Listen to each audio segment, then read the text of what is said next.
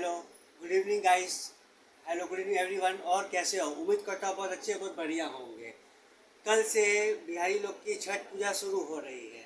4 दिन का ये पर्व होता है, फेस्टिवल होता है। तो आप सबको मेरे तरफ से छठ पूजा की हार्दिक शुभकामनाएं। बस ऐसे मुझे आशीर्वाद देते रहिएगा। और मैं सभी जो भी छठ पूजा में जो भी व्रत करते हैं, बहनें, माता, भाइयों, सबको मैं मतलब गुजारिश करता हूँ कि बस मुझे ऐसे आशीर्वाद देते रहिएगा। और मैं अपनी तरफ से आपको अभी से छठ के मतलब व्रत में अर्घ देता हूँ और अर्घ देता रहूँगा।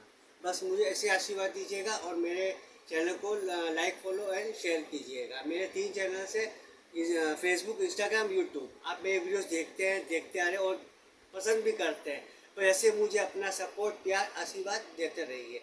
चलिए, आपकी आपकी छठ पूजा शुभ हो, आपकी मनोकामना सारी पूरी हो। है छठी मैया की जय। बोलो छठी मैया की जय। Take care, tata, bye bye.